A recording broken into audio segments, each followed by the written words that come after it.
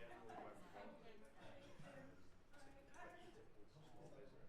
Absolutely going to go from a company phase, but there's always going to be a need for workload to go into this program. So anybody with coding base would move towards software and more complex websites or larger scale websites need more focus.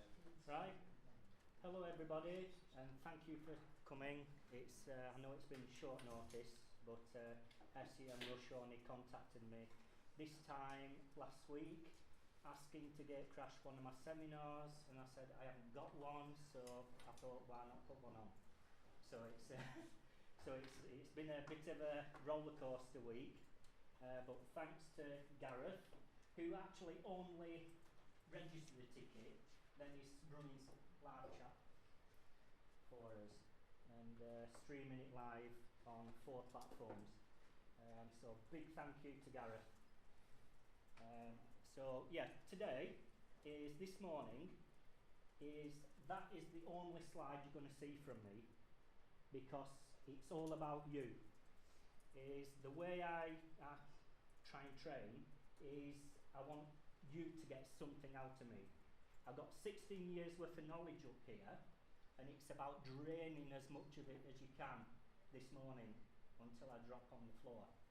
And so there's no point, because obviously everyone in the room will have various knowledge of SEO and what people think is good SEO, what's not, what works, what things. So is to start off with this morning is, first of all, if I go around the room and is introduce yourself and what you want to get out of today and any questions you have, then I'll write them all down. Then these are what we'll discuss this morning for the first hour. About 11 o'clock we are going to have a break. Then after the break we'll start going through some actual techniques. And this afternoon SEMrush are coming and taking over and doing what they do, and everyone will get access to SEMrush when they come. And their plan is to go through live case studies on both PPC and SEO and how the platform, has helped with live projects.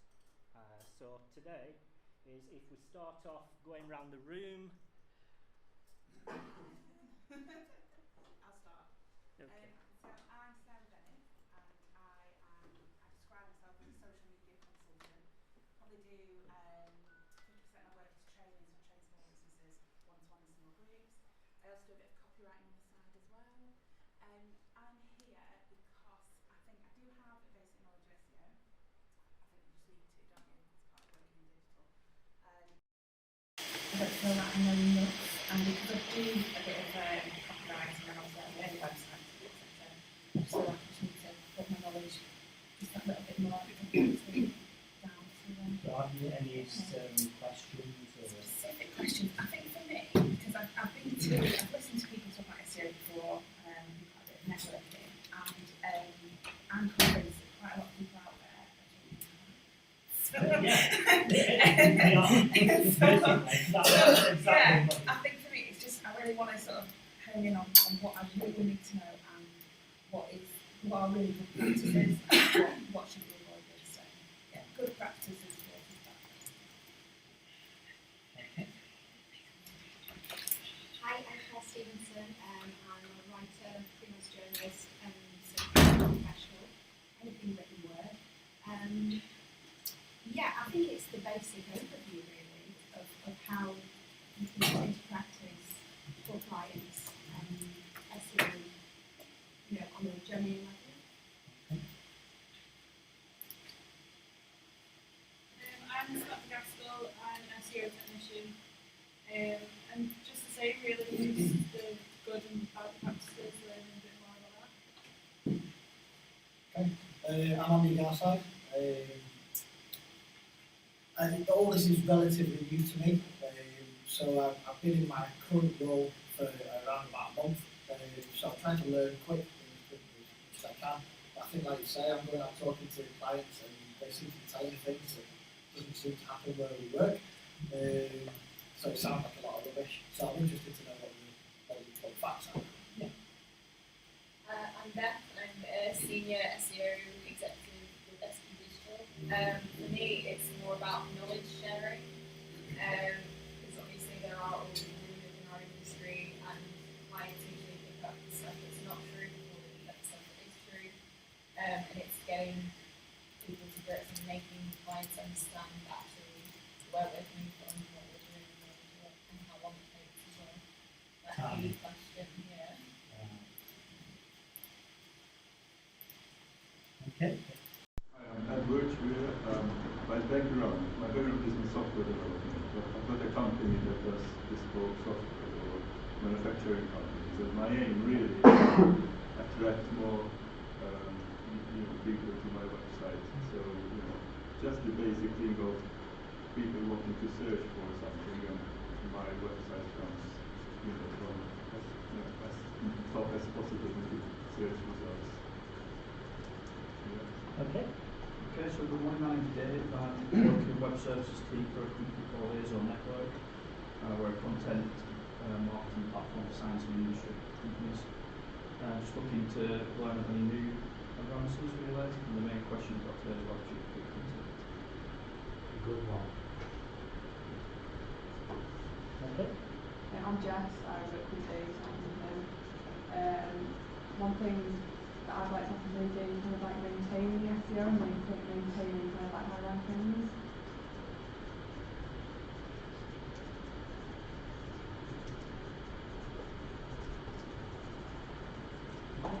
Hi, I'm Jane Walsh. I'm a graphic designer and illustrator. I work with clients to help them with their branding and have a sort of look after a few different book titles as well. So I help people with publishing books. So for me, I don't really know much about SEO. So I'd like to know how to start with a strategy for my own website, but also how to help clients who don't know much about it.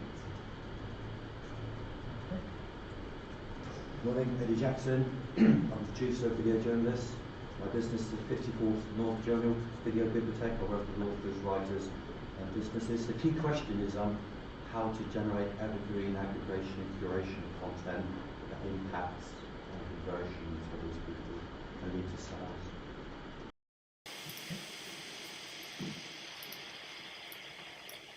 Hi, I'm Zach Desai. I'm SEO apprentice at Teaching University. And one of the main questions I have is how to report how well sites are going, which one you can show clients.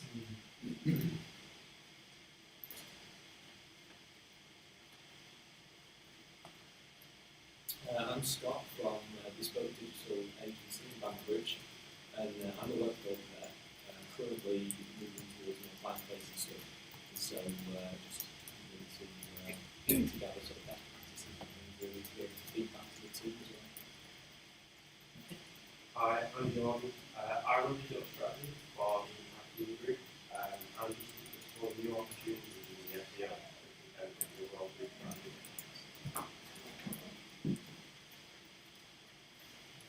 Hi, I'm Peter here from Social Media Mark Preston. I'm a digital marketing exec. Question today basically is how to accurately do work back in comments and how to determine like toxic links and the ones that are really helpful. Hi, Mark. I'm Toby from our people in Oxford.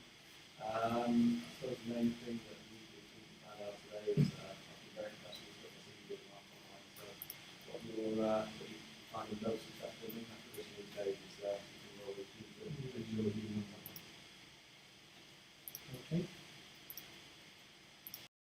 Yeah, I'm Declan from DNM Creative in Burnley. I'm the marketing account manager for Link, so I run all the strategies for clients and the SEO. I've got basic knowledge of SEO at the moment, but I'm looking to expand on that and look a bit more about good practices and showing value to customers as well. value. That's a good one in the industry. Morning, I'm Roger at Mark Preston Marketing, digital marketing and SEO consultancy based in Preston. Basically, we recently launched a new e-commerce site for ourselves, and I'm interested in understanding a bit more about the difference for SEO between e-commerce sites and non-e-commerce sites. Right, so normal branding sites versus e-commerce. Hi, I'm Natalie Wilson. I'm from Salt Marketing. I've got a fairly good, reasonable ground in SEO, but it's similar to Sarah, it's taken to the next level. Good practice, bad practice, what's working for the people. Yeah, so general good practices. Yeah. Okay. I'm John Alty. I'm a digital marketing apprentice at Compeller, just upstairs, and I do a lot more sort of PPC than like SEO. So I'm just looking to get my sort of SEO knowledge like as good as my PPC knowledge is sort of. How good your PPC knowledge? You know, not that good, but not as good as my SEO.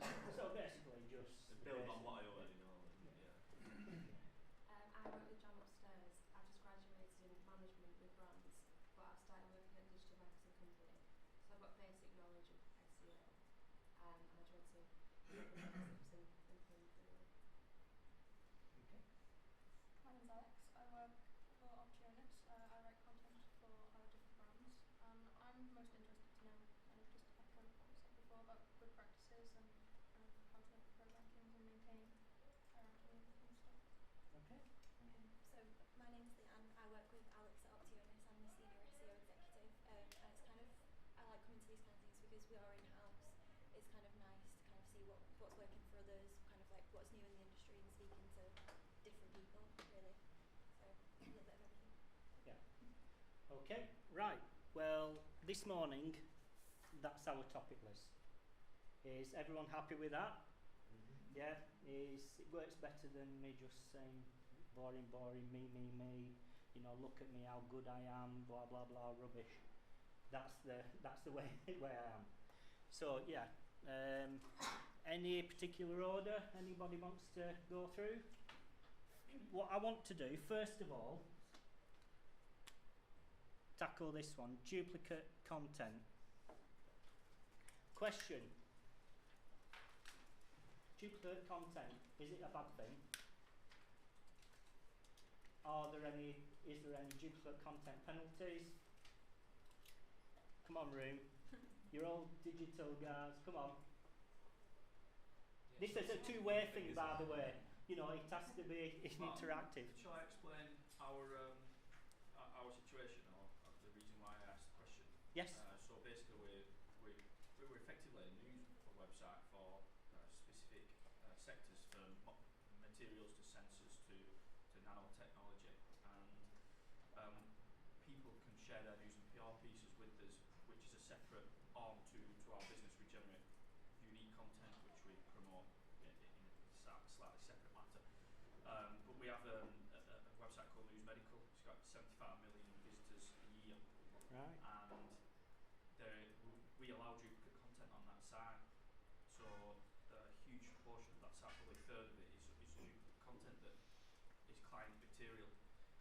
We're Google News authorised as well, so a lot of that content goes in Google News, but there is now questions being raised of should that content be no indexed because it is duplicate, but it equates to a third of our site traffic effectively. Right. And we've not it doesn't look like we've pushed through at any point. Yeah, there's no such thing as a duplicate content penalty. It does not exist. What happens is rumours start by an influential people in the industry is start preaching this way, saying, oh, this duplicate content penalty. But if it helps Google's cause, they do not deny it. But they've openly admitted there is no such thing as a duplicate content penalty. Having content on one website and the same content on another will not penalise you in any way, shape or form. Right? Is what Google do say is having duplicate paid content on the same domain they'll get mixed up as to which page you want to rank.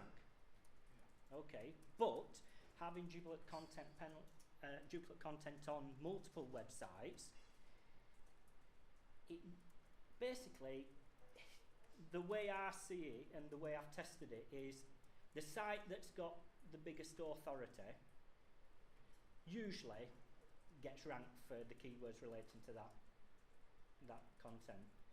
But you know, they're still not there yet to determine who is the actual author of that. Usually it's that you'd think, well, the first one to publish it is the author. Well, that was my understanding. Google always prioritise where it read it first, but it's not always. But no, it's Google. They're nowhere near perfect. That's what they're trying to do. They're trying to get better. You know, and things that shouldn't work do work. You know, and people are taking advantage of these things. But as far as duplicate content, it's a total myth. That's that everywhere I go. Last week I was down London training a big company, and every single place I go, they're always like, what? You know, we've just spent thousands of pounds making sure everything and no indexing everything all over the place. There's no need. You will not get penalised for it. It's obviously because content curation and promotion is all right.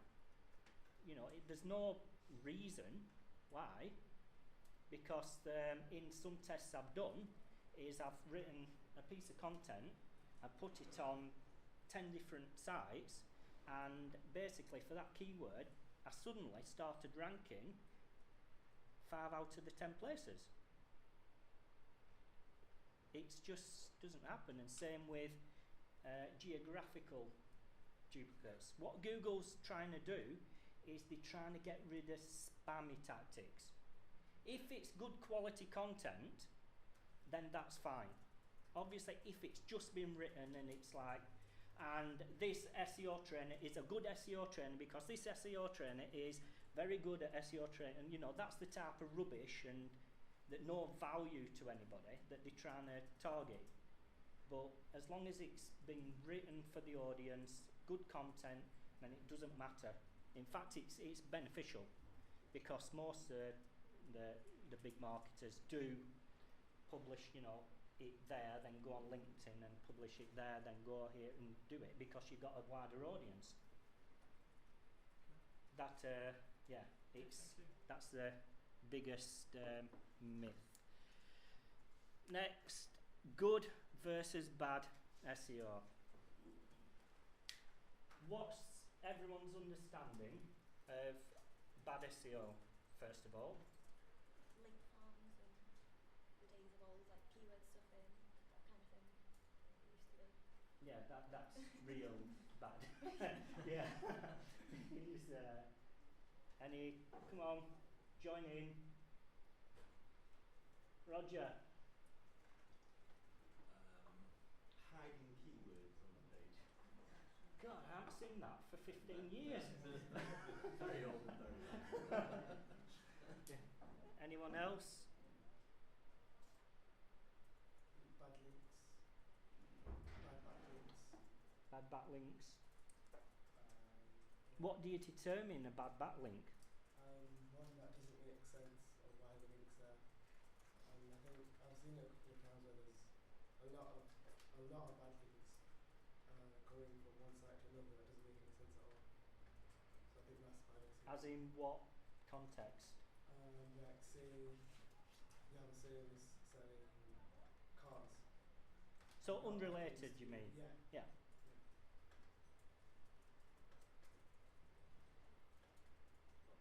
Yeah. What's your idea of bad SEO?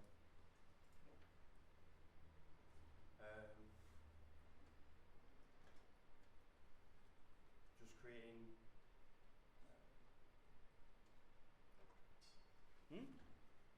It's someone else. I think anything that sort of doesn't put the customer at the centre of what you're doing. It's there to try and improve your rankings rather than provide something for the customer. Is the way I see SEO, there is no colours. I do not. Obviously, there's this black hat, grey hat, and white hat.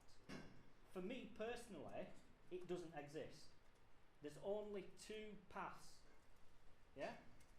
Manipulation or business development. Them are the only two paths. Now, it depends on what direction you go in. Is anyone in the room, which path have you done anything to manipulate the rankings? Come on, I have in the past. It's that's what SEO is seen as. There's big authoritative people saying SEO is just link manipulation. For me, it's not.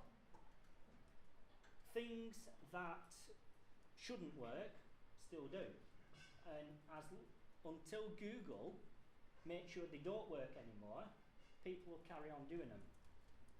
But for me, is going down the business development route has always generated good results, and I've worked on top brands down to small one-man bands, and it's putting the business first. So I always put myself in the shoes of the person that owns that business and what I want to achieve. And for me, I'm a member of the White Hat SEO group on Facebook, but yeah, it's kind of, there's so much misconception in the industry, but anything at all manipulation goes against Google's rules. That is what they're trying to stop. It's some things you go down that route do work, and it might get penalised in 10 years' time. But if you go down the business development route and do what's best for that business, then I've always found it not only to increase rankings, but it increases your customer base, it increases conversions, it increases relativity, and most of all, it increases traffic, targeted traffic, people who want to buy your products and services. So as far as good versus bad SEO, that's what it comes down to me. So if you've built any website just for the purpose of putting links on to rank another website higher, which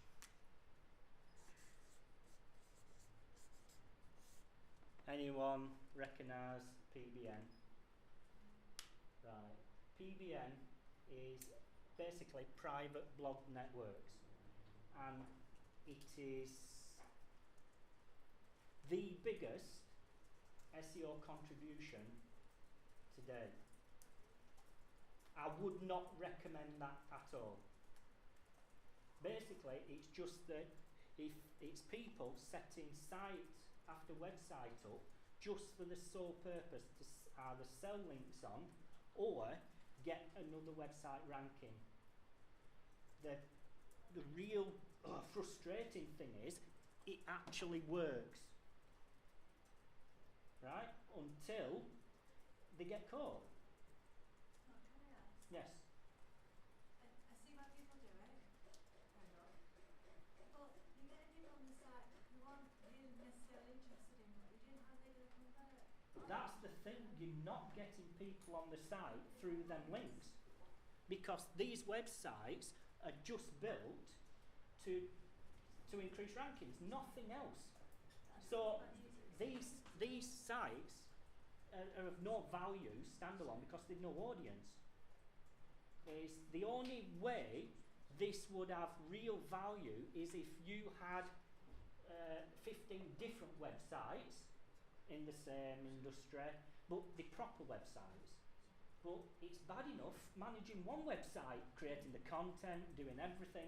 Imagine if you had 15, and I just think going down this route, even though it works, is the time and energy it takes to do it properly, where you're probably not going to get penalised for it, is if you invest that same energy into business development practices, that business owner will generate a lot more. I once spent 40 hours building one link for a customer out on this site, but that one link generated a 7-figure order for the customer. Now, the value to the customer, they were over the moon. They didn't care about rankings, but that link did increase rankings as well because people actually clicked on it. That's another thing, is Google are monitoring is links and if they're being clicked on as well. And they're going to start devaluing links that's not gaining any traction. So you think about it, is I always think logically about everything. Yeah? In a logical scenario, is it good to have a link on that site? If nobody clicks on it, that's a sign to Google that, well, that page must not be any good. No one wants that page. So we'll devalue that link on that page because they've had this many visitors or no visitors or whatever, but no one clicking on it. So the days of manipulation, it's not over by any means, and it won't be for a long time.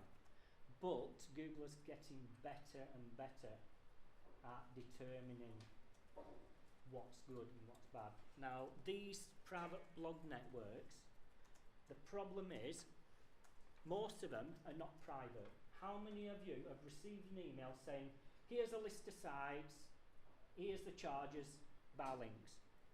Anyone? Yeah, it's just I do every day.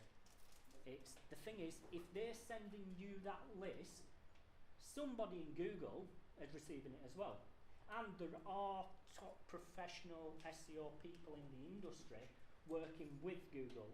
I do know who they are, and they are collecting all these lists and giving them to Google for them to put on a master list. Yeah? Makes sense for me. Right. Time. How long does it take to rank a website? Anyone? Come on. How long the piece of string? It's what factors is involved in the time aspect? Age of the website and domain name. Pardon? The age of the domain name of the website. Any? Market competition, the time you're going to invest into the campaign yourself. On a monthly basis, if you put in 2 hours a month compared to putting 20 hours a month, then you're going to get to your goal quicker. Yeah.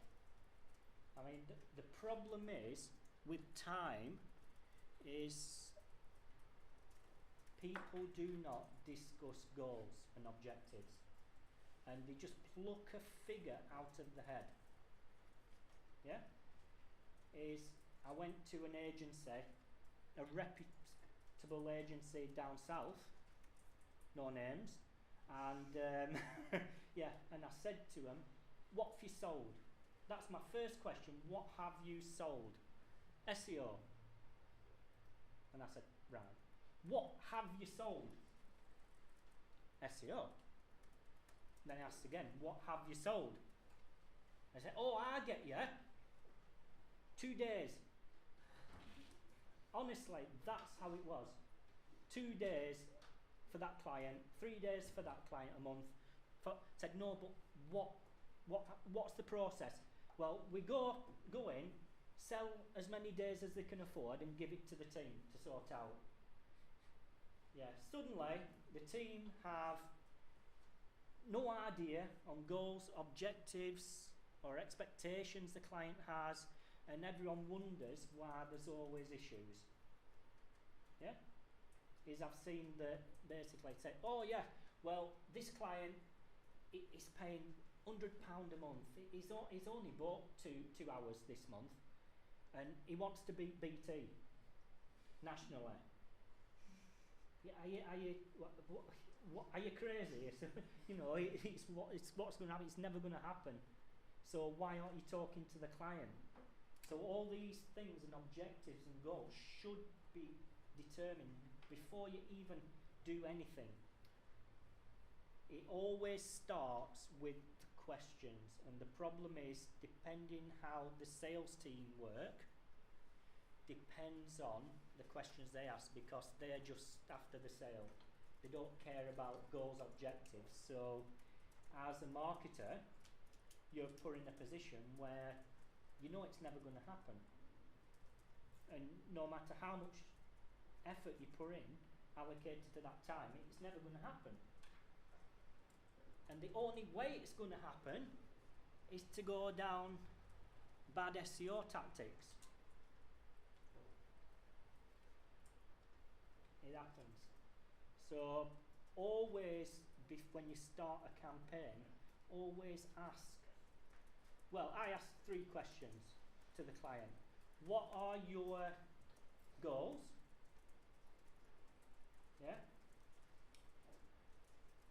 What would you see as a positive campaign?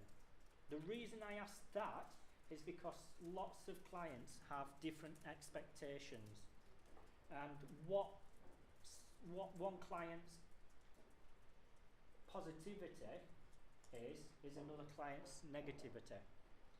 Like one client, you might say, all I care about is beating them on the #1 spot, whereas other clients said, well, we need to generate X amount more revenue.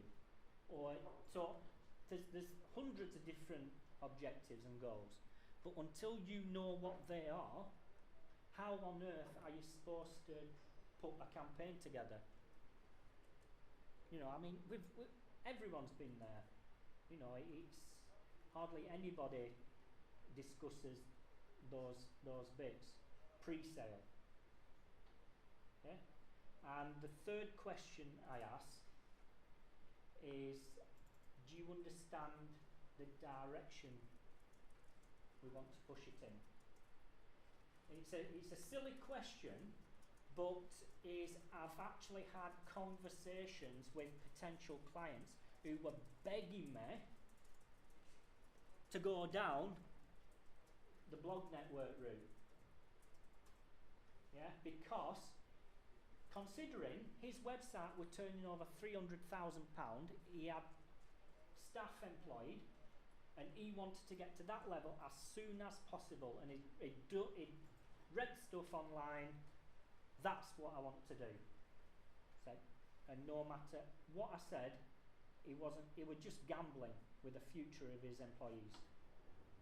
Well, in them circumstances, I said, walked away. Said, go and find somebody else, because I want to build a long-term relationship up, instead of just getting you there, then tomorrow it's gone. Yeah, and especially if you've got, you know, people's livelihoods and families to feed as well, it's a big responsibility to do that. So them three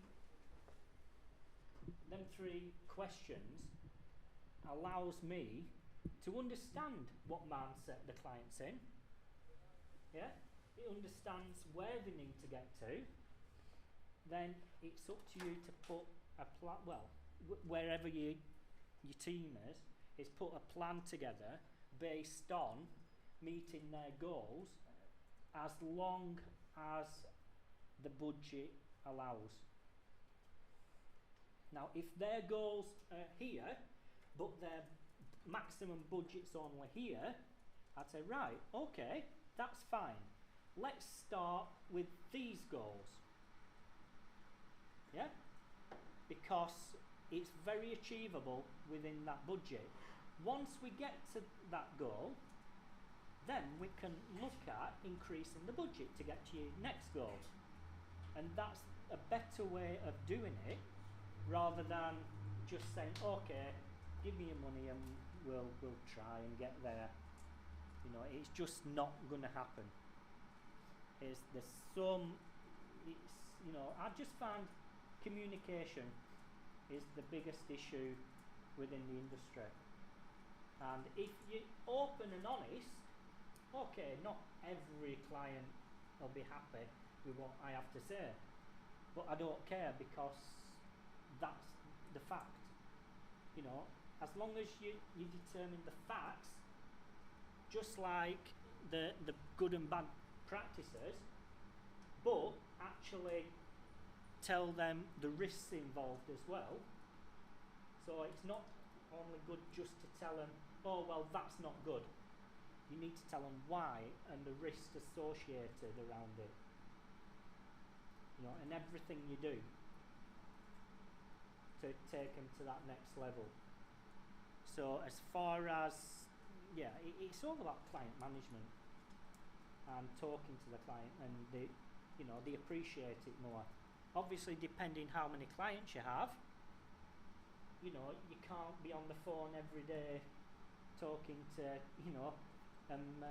every week, and vice versa. Yeah, that all makes sense, but in a structured way, I just as a feel, what level of clients do you work with throughout the room? Is anybody in the room work with big brands or well-established brands that's well known? Yeah.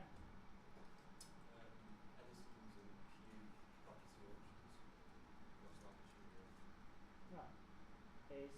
And who works with like your micro businesses, so your startups? Yeah. And obviously there's a massive gap in the middle, which most agencies work with. Now, what works for them will not work for them. And even if it's a macro business, what worked for one industry will not work for another. That's why when it comes to check sheets, everyone's always asking, can you give me an SEO check sheet? So what I'll do, I'll get a client, boom, boom, boom, next one, boom, boom, boom, and it doesn't work like that, because a lot of industries,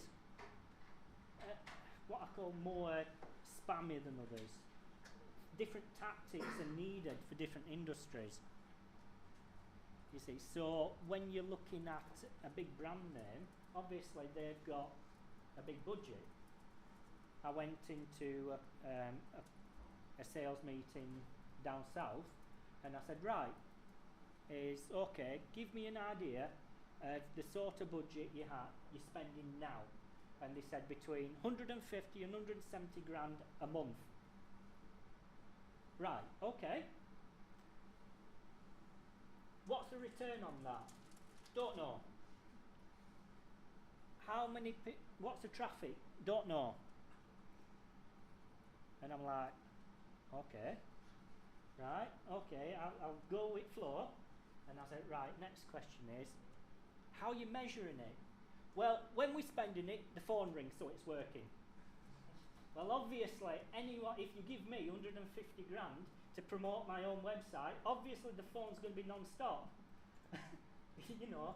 Then I said, okay, and I'm thinking, right, there's some big agency taking the mick here. I said, so who's running it? Oh, John over there. It's not his job, but we've just given this budget. So this guy, John, we just dumped upon it, and he was just learning the ropes. And I'm like, wow. But the mindset, I couldn't get that director to change his mindset, because he says, well, it's working because the phone's ringing more. And that's his mindset. And no matter how much I explain that, by taking on a professional, you can get a lot more for your spend, or even reduce your spend and get the phone ringing a lot more. It didn't matter, because they were in a certain mindset, and don't matter what I said, it wouldn't change it. So I said, okay, fair enough. Here's my number. You know, when you need any help, go away. And they just plodding on regardless. Now, this is the fact is, if that client had come over, they're in that sort of mindset. So without that conversation, you wouldn't have known.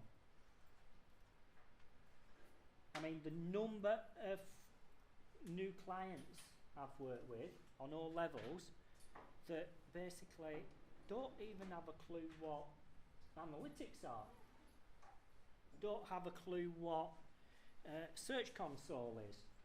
What's that? Mind you, a lot of agencies I've been into never use them either, you know, but that's the mindset. So it's dealing with the client is the key to a good SEO campaign based on their realistic budgets. Now, a question I want to ask everybody is, how would you determine what a realistic budget is for the goals? Come on, everybody. Well, as far as we're concerned, we do it on competitiveness of keywords and expectations. So if their expectation is to get more traffic, then that's a different budget than if their expectation is to get more conversions or more exposure. So the actual numbers isn't anything to do with me. The sales guys still tend to figure that one out. Right. That's our recommendation, is always like to do with the traffic.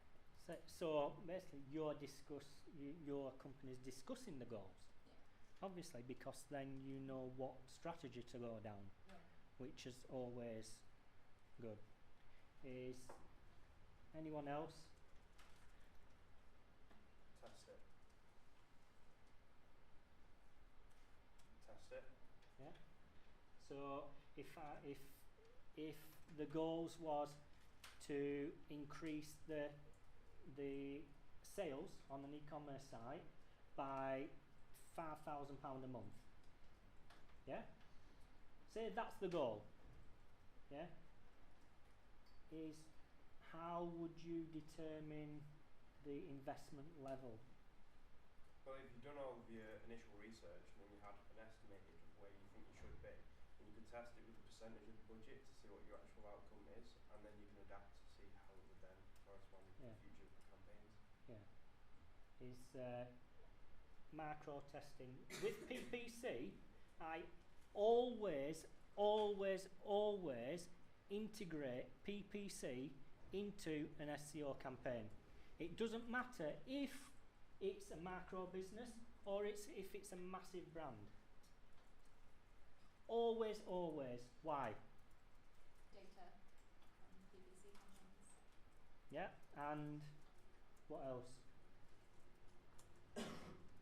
Come on, you're quiet over here. Mr. PPC guy. Why would I, as an SEO guy, want to use PPC within the campaign to make it successful?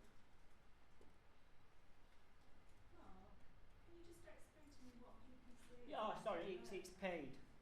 So SEO is organic searches that you don't, once you rank, the people click on, you're not actually getting, you're not charged for it. PPC is paid search. It doesn't matter if it's on Google or on any other site. If somebody clicks that link, you have to pay an agreed amount for that visitor. So it's guaranteed traffic, basically, that you're paying for. I'm coming back to you. I've no idea. I'm not sure. It's just guaranteed traffic, that's all it is. It just add on to what you're already promising. Like, you can guarantee that you're going to get, if you spend in there, you're going to get people on the website. Where, within the campaign level structure, would I want to integrate PPC? At the beginning. Right at the beginning. We usually would do it towards the beginning because the PPC would be right there and keep you at the top whilst you're building that organic position. That's how we would approach it. But how, okay, the traffic coming in, but how is PPC helping me run a successful SEO and organic campaign? You can understand what's converted and what's working well and make sure that you're actually not committing a trolling campaign to something that will fail. Exactly. For one, obviously user experience is such an important factor nowadays in the rankings. Yeah? I have seen SEO companies, agencies, just of all levels, running organic keywords and getting them ranked to number 1, and the direct said, we've not increased anywhere. The phone hasn't rung, we're not getting any conversions, what's going on? You said this amount of people are searching that keyword. Well, where are they? What's going on? Yeah? Now, for me, is I always start with fixing the engine. Yeah? So right at the very beginning, before you set up anything, it's always important to fix all the technical issues on the website. And this is why integrating Search Console, for one. Google's got lots of free tools, you know, and using their tools to determine the audience, and SEMrush. Yeah, SEMrush, you know, have, you know, a massive database of data you can tap into to determine what's working. Now, when you've fixed all the engine, I call it, and done all your on-page tweaks, I have a on-page checklist I go through. I'll show you after. Now, at that time, then is when I integrate PPC for a full month, at least, before I even start anything else. Because for one, for me, is it gives accurate information. Because when I determined, right, I'm moving into SEO training, I thought, well, is Craig Campbell and I, Craig's up in Scotland, and we've agreed with each other, any leads I get, you keep in Scotland, and vice versa. Yeah, mutual respect. Because it's always better to work with the competition than against. Right? Now, so my geographical area is England and is Scotland. So the PPC campaign, I, you know, got rid of Scotland. And now is I have data to understand the true potential of the market that's actually searching for it. And it's not as big as I thought. Which, you know, it's, and the problem is, no matter how good the keyword research tools are, it's always going to be a rough estimation. Yeah? Would you agree? Yes, that's totally true. Yeah. It's like that if you add all the SEO tools up in one bag, it's still only 60% of the information out there. Yeah? I mean, some tools are better than others, accuracy, but PPC gives you good data. It's now, I always make sure I run the campaign so it's on the first page. Yeah? At this moment in time, it's not about generating new business as much. Obviously, is if people are clicking on it and it's converting well, it's fantastic. You know, the web builders have done a great job. You know, that's it. But it gives you an idea of the full audience based on the statistics out there and what's actually how many numbers are searching it. And personally, I was shocked. So for me, is I had to rethink my strategy. Think, right, as an SEO guy, what am I going to do? And I'm going to say this open and honest. I generate most of my inquiries through relationship building and LinkedIn, because I know that the audience that's actually searching for the related keywords, it's not big enough to sustain a full-time living. So you have to look at other avenues. And I would never ever recommend anybody just go down one path. Yeah? So just because the client wants SEO, you still, as a digital marketer, you still need to look at what's going to drive the business in. Would you agree? Yeah? And then, obviously, once you've got all the data, and then you'll have different sections of the website you can test, and that PPC campaign for that month will give you all the data you need to run a successful SEO campaign. And every single website I've worked on, over 2,000 websites over the past 16 years, I've always changed the strategy after that. It just, you know, it's crazy when you think about it. Okay, well, guys, we've stars in the room. Yeah, yeah, SEMrush, yeah, big names. Well known. Yeah, and I'd like to ask, do you know SEMrush? Do you use SEMrush? Yes, I see a lot of tests. I tell you, they're not here to see me. They've only booked on to come and see you. Oh, I'm just here talking waffling all morning until it's your turn.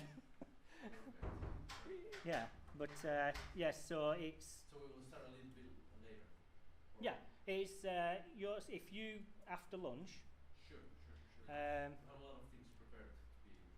Yeah, I'm going to say we have a 45-minute lunch at 12:30. Then you can prepare and everything. So it's give you time to set up. Sure. Okay. This morning, what we've done so far, we've just gone round the room and created a list, because I'm not one for PowerPoint, because it might only relate to 2 people in the room. Yeah, so where were we then? I got carried away. Time is right. How to start with a strategy. Basically, that's based on the client goals, objectives, and where they need to be as a business, yeah, and their budget. It's as simple as that. Then obviously it's experience. It only comes with experience. Now I can look at a website and within 2 minutes I can determine what's probably wrong with it. But that's because I've looked at there's thousands of websites. Yeah?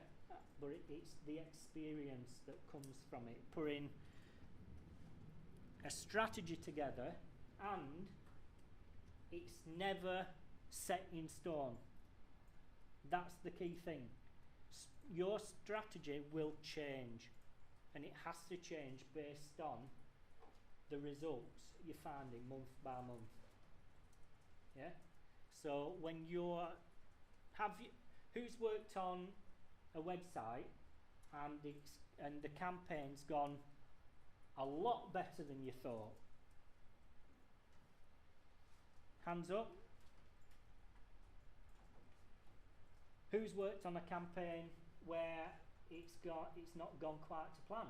Me. You know, openly honest, it just hasn't gone the way I thought it would, because there's so many things out of our control. We don't know what the competitor's doing. We don't know if the main competitor is going down the... I'm not even going to say that anymore, because I don't like saying it. But gone down the PBN route. It's... but so we don't know. So we have to handle things differently as we go along. Yeah, with the strategy. But for me, there's set rules where do all your technical fixes, Search console, everything on the site, that's a must. Because without that, the Google crawler will issues and it'll stop crawling, everything, it's just a mess. So always start with that. Good on page, which we'll talk about after the break. Next. Then, off-page activities. Now, this is, off-page activities is what everyone always wants to know. Link building. Best practices. New opportunities. Can you link build without content?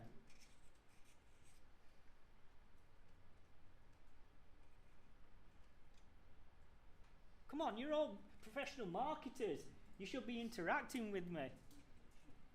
Can you link build without content? Directories and get yourself listed there.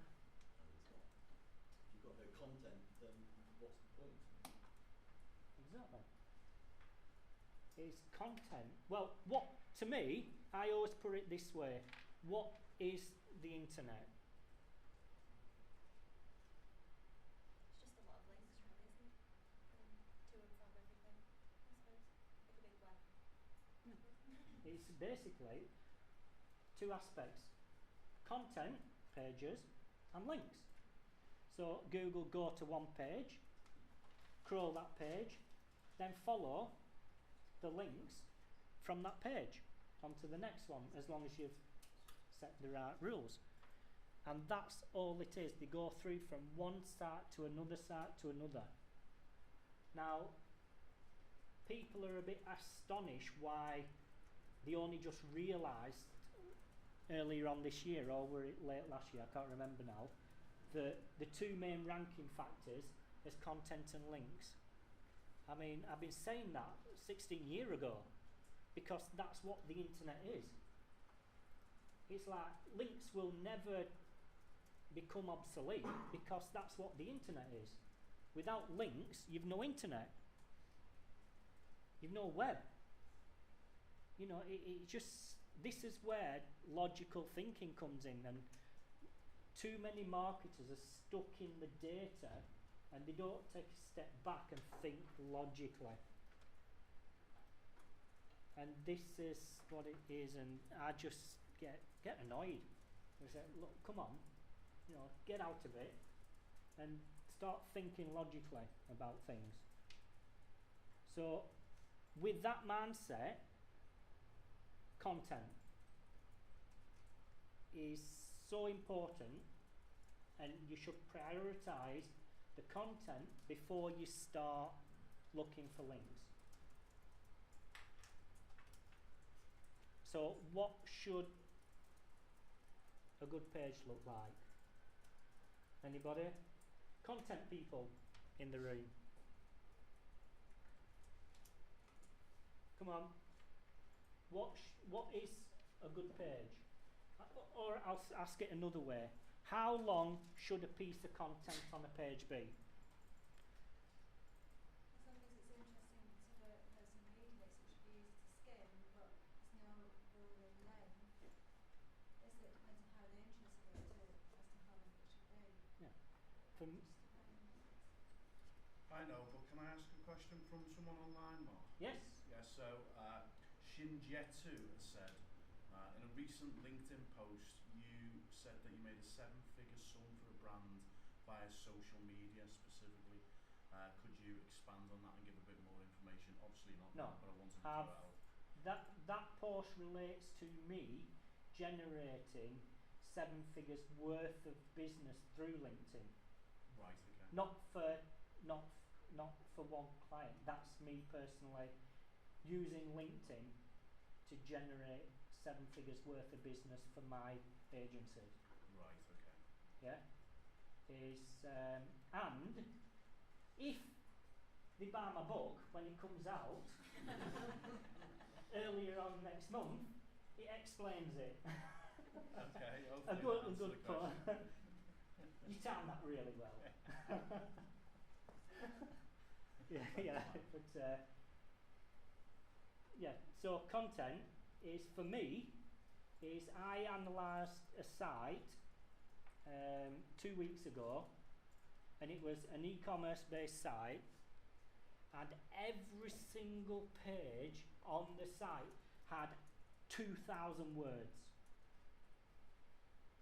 And it's like, why? Right from the home page to the sales pages, to the product pages, to the category pages, because everyone says, well, you need at least 2,000 words to get ranked. It's a load of rubbish. I have had sites ranking very well with 300 words on the page. Yeah? The length of content should be as long or as short as it needs to be to satisfy the user's intent. Now, if it's a product page, that person is a lot further down the sales funnel, as they say. So they've already decided that that's what they want. So that page should be written to give all the values of that product, to build trust. Why my product? Why not go over here or Amazon or somewhere else? Why me? Why you should buy this now? And that's what a product page should be written like. So an informational page where people haven't decided what they want, or even if it's the right industry or whatever, should be written different. Yeah? Agree? Yeah? So it's like on the blog. For me, a blog is to drive people into your site. It's to get information out, and that is at the top of the funnel. You're trying to get people in. Yeah? And I always say, well, look at your site, and when you're doing the keyword research, put it in order of the sales funnel. Yeah? And think about what mindset that user's in at that particular time. Yeah, so when you're writing these the content, why are people reading this page?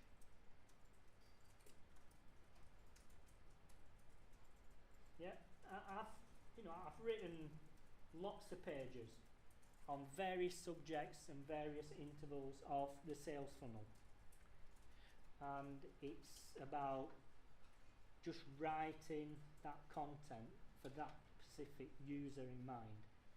What we'll do, we'll have a 15-minute break now, so you can have coffee, refreshments, and then we'll continue about 20 past. Yeah? And then we'll start going through some techniques and finish off the list. Okay? Thanks. Help yourself to coffee and biscuits.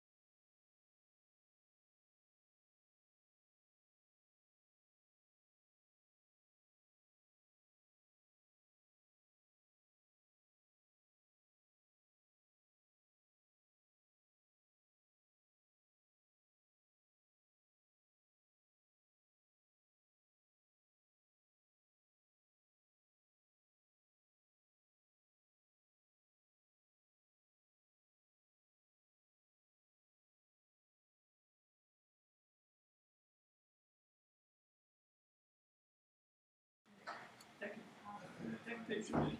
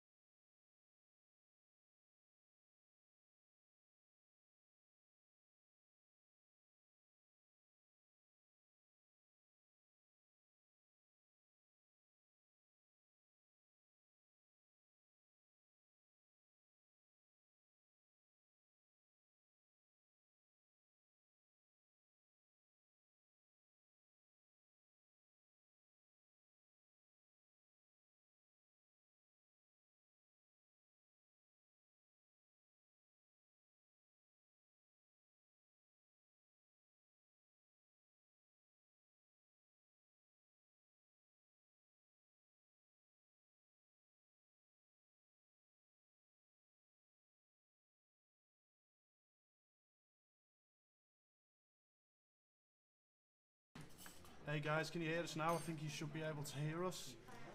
Thank you for joining us on the broadcast. This is for Fernando. Did you say? Fernando, yes. Fernando from SEMrush. Hello guys, please do say hello. Let us know if you can hear us. We're currently broadcasting live now to Facebook, YouTube, Twitter and Periscope.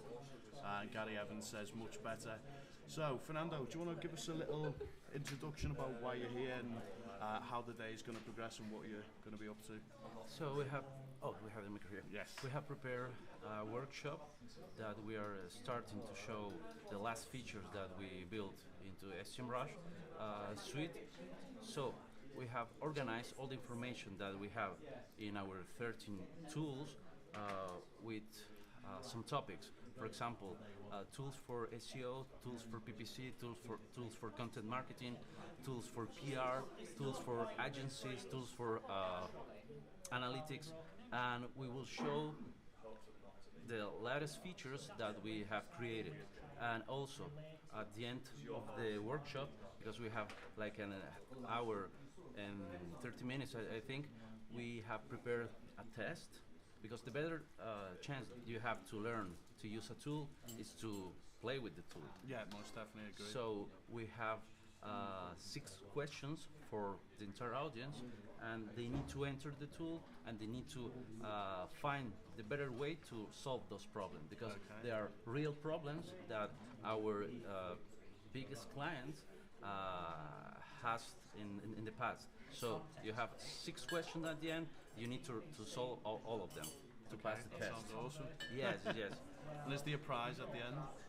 Well, it is. We have a lot of prizes over there. Oh wow! Yes, okay. this is your that's correct. We have prizes for all of you. Brilliant, excellent stuff. Okay, and we can see Anton's on here at the moment. Hi, Anton. He's sound is fine. He's saying, yeah. So guys, really do apologise about the audio at the beginning. Unfortunately, we've only got one mic available, and it has to be near Mark or whoever the speaker is, because obviously they're running the event. They're going to want the ones who are going to be speaking. So when he does throw out questions to the attendees, or the attendees are speaking, it can be a bit difficult to hear them. But hopefully you are able to hear Mark okay, and you're now able to hear us guys okay.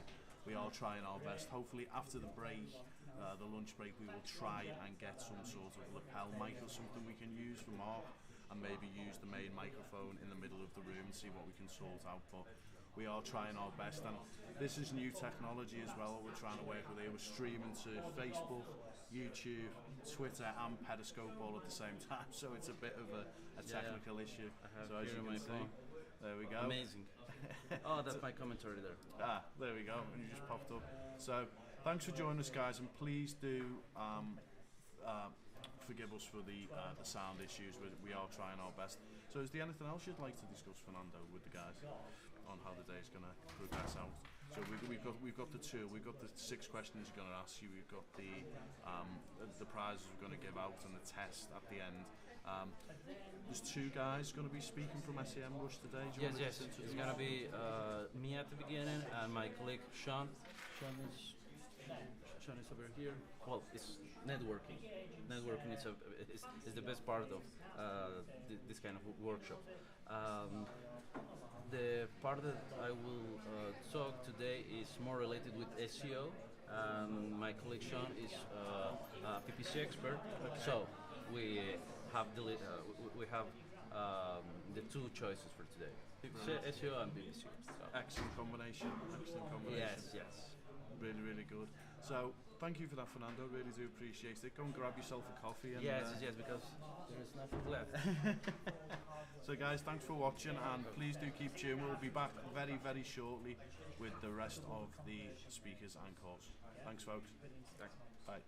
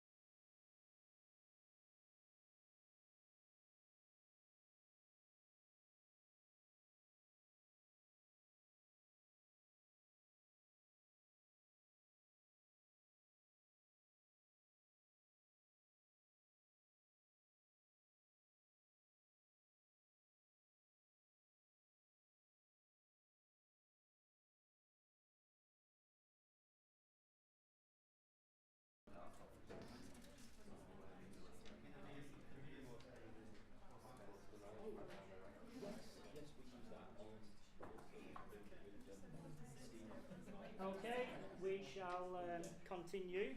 Hope you're all refreshed.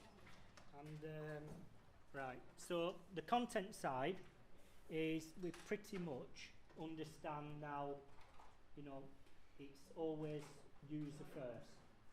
Yeah, and going through the website, making sure the content is written for the user on every page at the moment that that relates to the sales funnel. Yeah? What I want to go on to is link building, because it's such a vast topic and people just do not understand it. And as we've already established, content and links are the two biggest aspects of SEO. Yeah?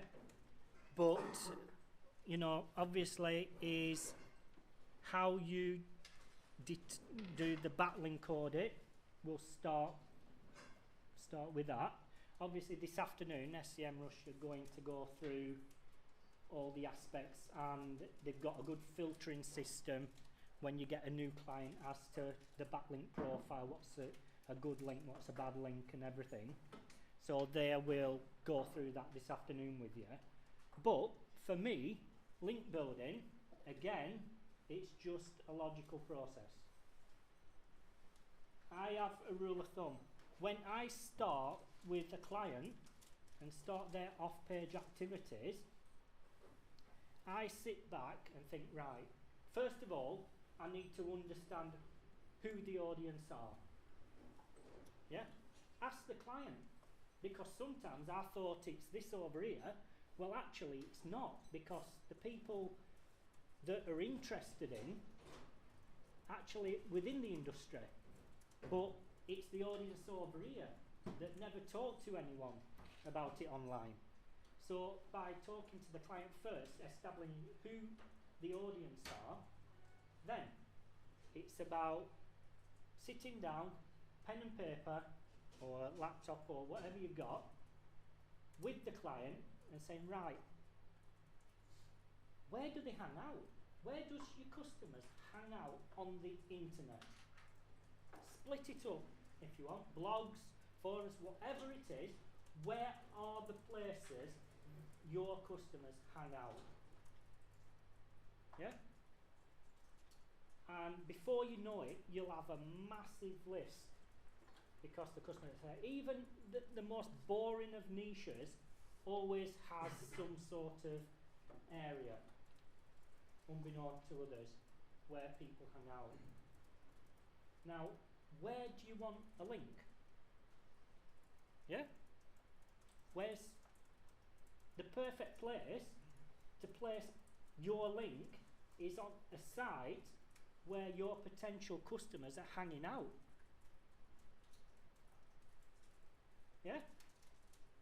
It's just logical thinking. Why go down domain authority route? Yeah? But I never ever base any links on authority. Never. I base it on the potential to drive business. Now, just because a site has a domain authority or is seen to be good, successful at a score of 70, if adding the link to the site doesn't generate any traffic, it's a pointless link for me. It's totally pointless. So once you've got your list of sites where your potential customers hang out, or obviously the website you're working on, then this is where you have to sit back and think, right, okay, let's look at each site individually. How can we get a link? Why would they give us a link? and it's about putting yourself in their shoes. If I was the admin of this site, what would make me give you that link? Now, what are the scenarios? Why, if you had a good link and a site, why would you give somebody a link? Because it's going to drive traffic to your site. Right, so your site, say for instance, is looking on the other side. So the site you want to put your link on, the owner of that site or the admin of that site, why would they add your link on that site? What's in it for them? Could it be a mutual benefit, you maybe give them a link back or... Right. Provide some valuable content to their readers. Yeah. It's all about the value for their readership, their audience. Yeah? Now, that can be in many different forms. Usually, it's content. For me, is that I've no questions about it. I don't like the inbound marketing scenario, and I've openly admitted that. People sharing all the knowledge for nothing, for me, who gets paid for the knowledge, it's all wrong. Yeah? And how many pieces of content have you or your clients written that's gained zero impact? So you've got page after page after page of content you've spent a lot of time on that's received zero impact because you're not thinking about the audience. It's just been created to get that damn link. So the scenario is, write a piece of content, post it on my blog, reach out to everyone, and hey presto, thousands of links will come. It's a load of crap. It just does not work unless you're someone really influential, and you're well respected. But to get to that level, takes a lot of time. And I've run link building campaigns, and it's not always successful. It's not always. That's why people go down, manipulation route. And with link building, it's about putting yourself in their shoes. Now, what I always do to start a conversation when reaching out to that site, first of all, find out who the person is I need to reach out to. I go on LinkedIn, social media, connect with them, and then ask them one question. Do you have any advertising opportunities? Just that one question. Do you have any advertising opportunities? For one, you put yourself in their shoes. Someone's reading that. First thing that comes into the mind, say, I can get some money here. Obviously, Google have zero tolerance on paid links. But you are starting a conversation with them. And I've done many tests with this, and done lots of outreach emails. Oh look, here's a beautiful piece of content. You should link to it because it's valuable for your audience. It very rarely works. It does work in some circumstances if you've built a relationship up with that person already. Yeah? But it's all about starting a conversation. Once you've started that conversation, now, I am probably one of the most ethical SEO people around. If it means I have to give an incentive in some way to gain a link on a site, but that link's going to drive lots of traffic with potential big orders, I am going to do it because it's the best thing for that business. Yeah? It's not a paid link, but if the potential is to drive real business, and obviously that link's seen to drive the traffic, I never place links to increase rankings. I place links to drive real business. Yeah? And it's just a private conversation between two people. I mean, directories, Rod, you said directories.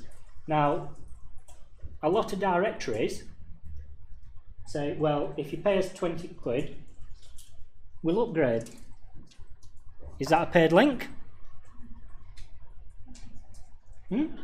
Is it, or is it just an advertisement?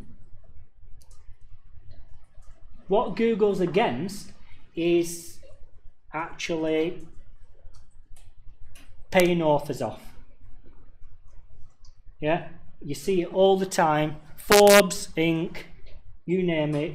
There's that many authors making so much money at the moment, and until Google tell them sites to put everything to no follow, so they can't make any money anymore, that's what people will do. But for me, I don't want to link on Forbes because that's not my target audience. It's pointless. So what, when you just said you're against paying authors off, but you said it before about being ethical, even if you have to give an incentive to. Yeah, the difference is basically it's the mindset. Okay. Yeah, it's the mindset people are in. They think just because Forbes and Inc. are high-profile websites, I need a link. Well, why? I'm not bothered if I'm on Forbes or not, or Inc., because that's not my target audience. So the people that read them sites, it's not going to turn into business for me. So for me, there's no point.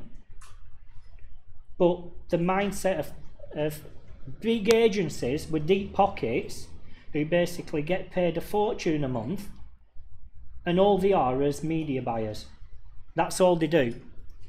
It's just, they say, right, we've got 10 grand this month, contact them, we'll pay them 500 quid, we'll pay them that just to increase rankings.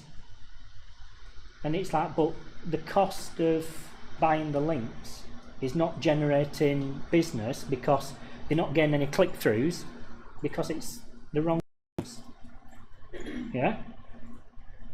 But that one question, do you have any advertising opportunities? Now, I very rarely give any incentives or advertise on a site because there's always other ways around it with content and going through, but at least you've started a conversation with the person. And that's the main thing, is actually researching. Your clients, you've worked with your client, you've got a list of sites a mile long. Imagine if you just got 50% of them sites to add your link on. Think of the potential. You're tapping into 50 audiences. Yeah? Now, obviously, user experience, everything, it all helps in the rankings. Traffic, everything. And that link will become more valuable on a lower authoritative website than placing it on a higher authoritative website that doesn't get clicked on. Now, what ways would make that audience give you that link? Once you've started a conversation, where do you go from there? What are the approaches?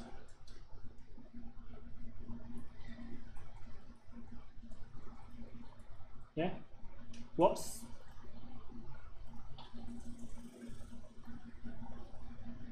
Who, Versus with the website or the... just to gain the link. So basically, you've got a list of sites you want to get a link from. Yeah. You've actually started some sort of communication with the person that has the authority to actually add that link. Yeah. Yeah? Whoever that is. Yeah? Then what? Where do you go from there? Would you tell them what the content's about and why it would interest their readers? Right? And if you find out what they would perceive as valuable before you go to something, so what we've been doing on the site previously, when you publish what they might have it's all about asking the right questions. Once you start a conversation, it's not about me. Yeah? It's same with the sales process. When you're selling everything, you know, the worst thing you can do is plaster your website in I'm good, this me, without going through the value points. So when you start that conversation off, ask some questions saying, you know, oh brilliant, you know, what does your readers like to read? What's been your most successful blog post? What's been your most successful page? What sort of interaction have you had? Make it about them. Yeah? Then asking the right questions, suddenly you're narrowing everything down. Then that will give you the answer of the direction you need to go in to gain that link. So if they say, oh look, Mark, yes, on SEMrush, what is one of the most successful articles on SEMrush? What subject would it be about? Link building. Yeah, link building. So basically, for you know that audience needs information about link building. So this is where the content curation comes in. Yeah. So, but you have to come from a different angle than what's already out there. Give them something different. It's yeah, I think I posted an article on SEMrush about that using social media, links to your social media profile to link to your site. So I come up with this idea, use my good friend Sam Hurley, because he's the only guy I know that's managed to get a ton of links to a holding page. Yeah, and so what I did is started thinking logically, thinking, well, he's got such a good profile socially. What links are going to his social profiles? Yeah, think, well, if you contact them people that's linked to his social profiles but not his website, you've already built trust up. So they already know you. You know, that kind of scenario. So what I did, I created this article and obviously reached out to people within SEMrush saying, kick me to the top of the queue basically, because this is something that hasn't been written about before, and suddenly it's online. Which okay, so you sent an email and you said, do you have any advertising opportunities? Yes. How do you overcome the potential reply you get back saying, yes we do, and I've copied you into our advertising manager? Copied you into the advertising manager, yeah? In the advertising space. So therefore she's sort of passed it on as an advertising opportunity, and therefore sort of the opportunity to just devil's advocate here, but sort of, you know, yeah, the sort of link building, you know, relationship that you're trying to build is suddenly being passed on to the advertising department. How would you sort of... I'd actually talk to the advertising department, you know, seeing what sort of opportunities they have, seeing, well, has the more successful articles been paid for? What's you know, look at them. Now obviously, if it's been blatantly paid for, like on a news site, they have to put sponsored on.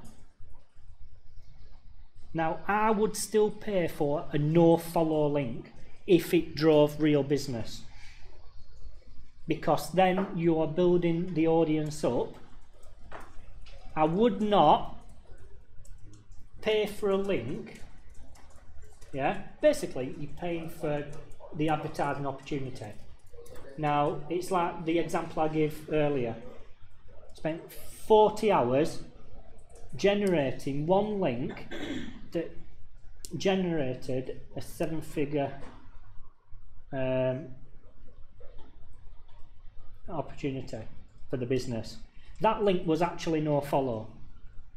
So I spent 40 hours going after one no follow link that generated a 7-figure contract.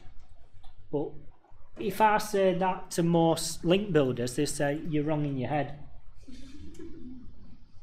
But that client, that was 5 years ago, that client is still paying me a retainer just to be on hand,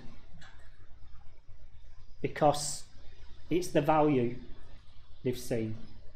So yeah, you look at, you know, that side of it, because I do say even no follow links, you get rewarded for doing the right thing. And I've seen it. I've seen sites that have just no follow links ranking very well, because people say, oh well, there's no point if it's no follow. But if it's driving real business, you'll get rewarded through good user experience, everything.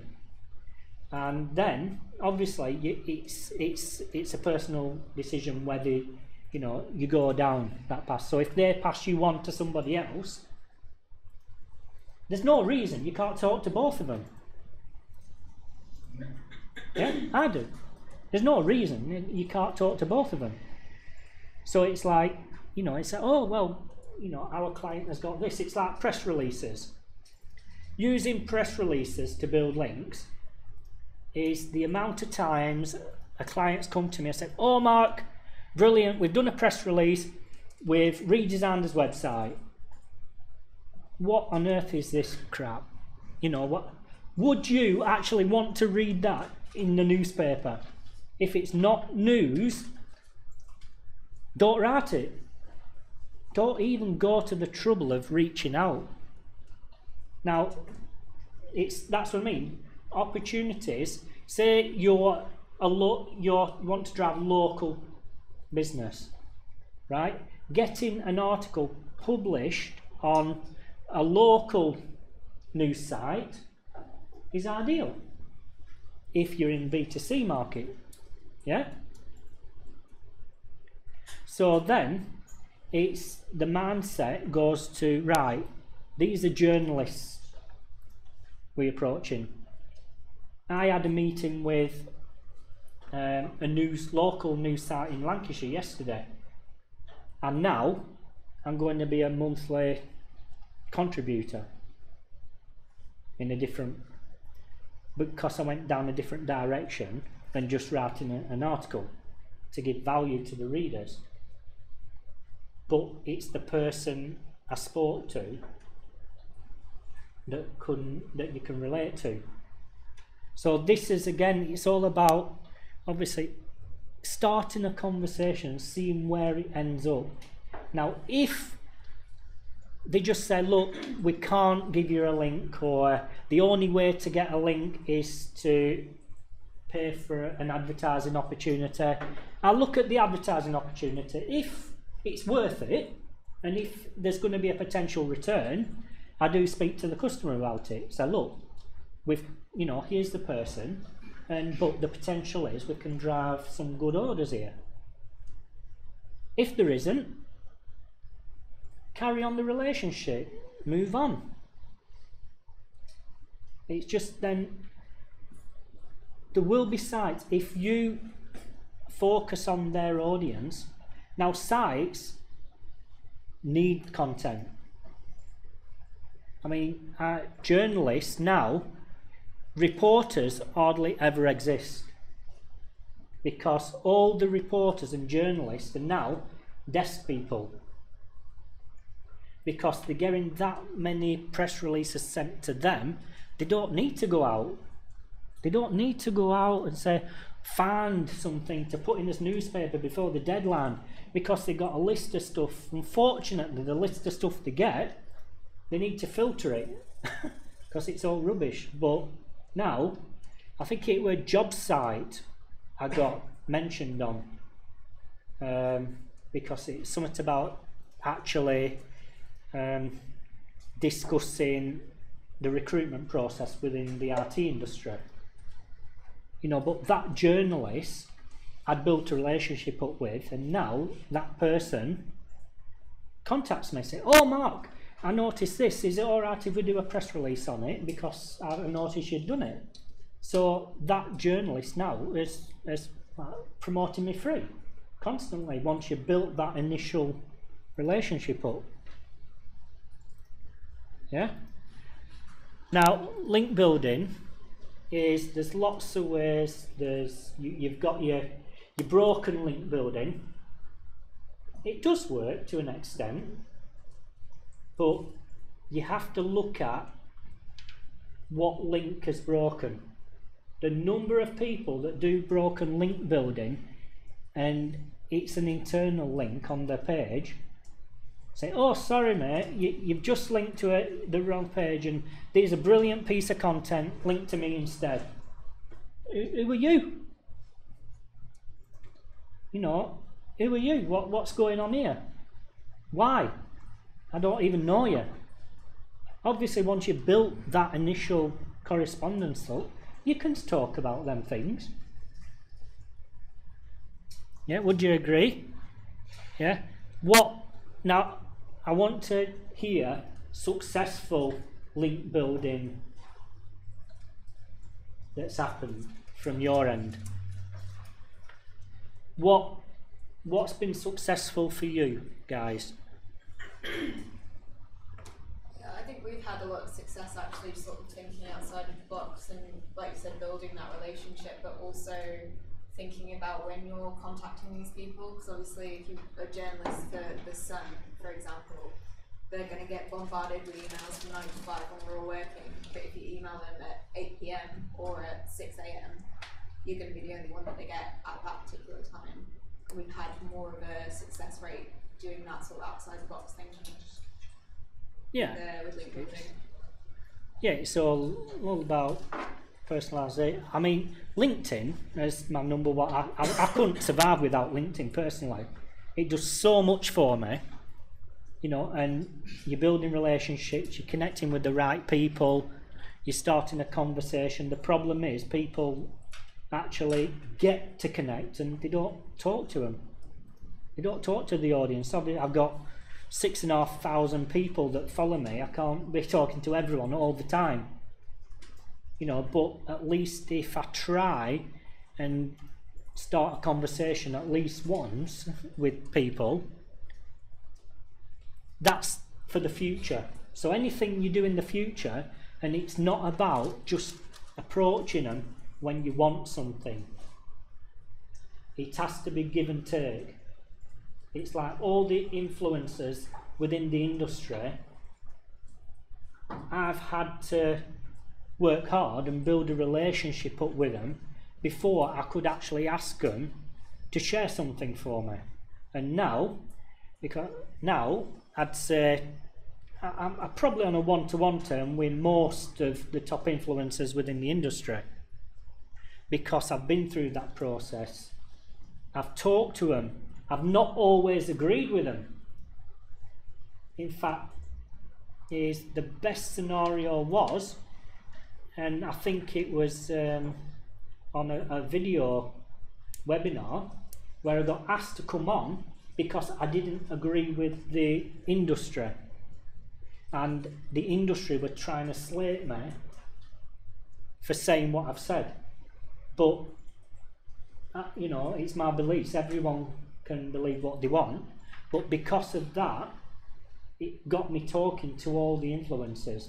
Now, I created a top 100 list.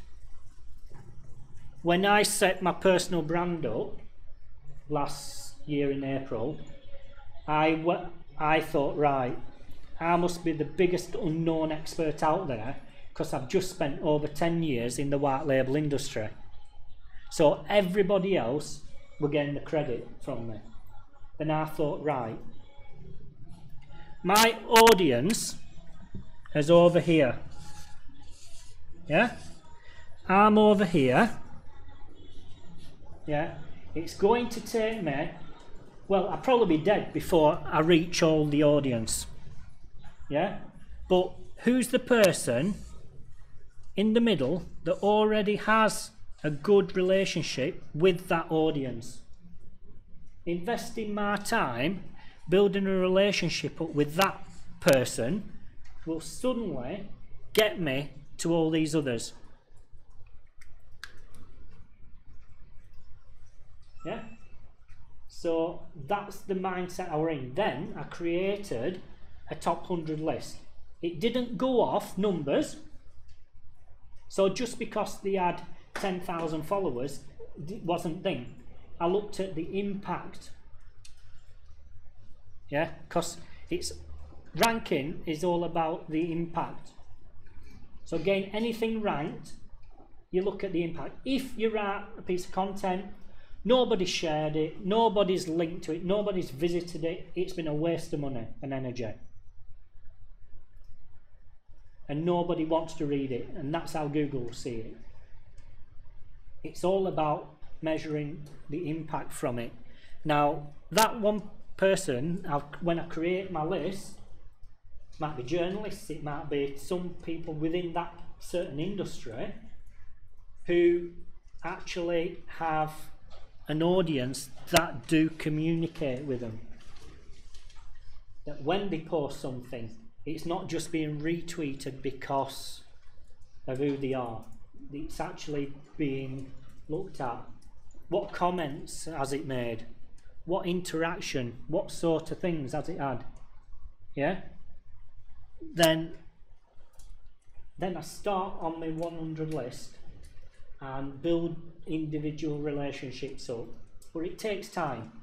The problem is when you're working with a client, there's only a certain amount of time you can dedicate to a campaign. I mean, it's brilliant. You know, you can stop up till 5 o'clock in the morning on your own site and do it, but obviously when you work in an agency scenario, is you might only be allocated so many hours per month to a certain client. Now, if it takes 20 hours to build one relationship up, the client's not going to be happy. Yeah? So it's about looking for the opportunities within the link building process that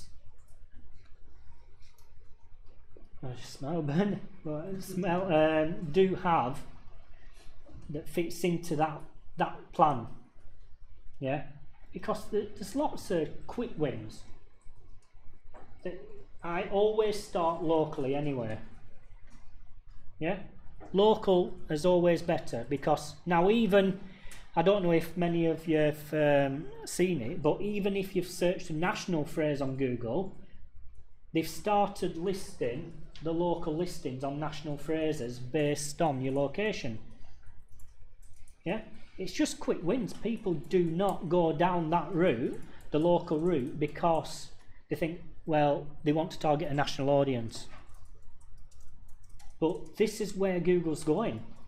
It's more personalisation. It's more structured, even with the mobile thing first.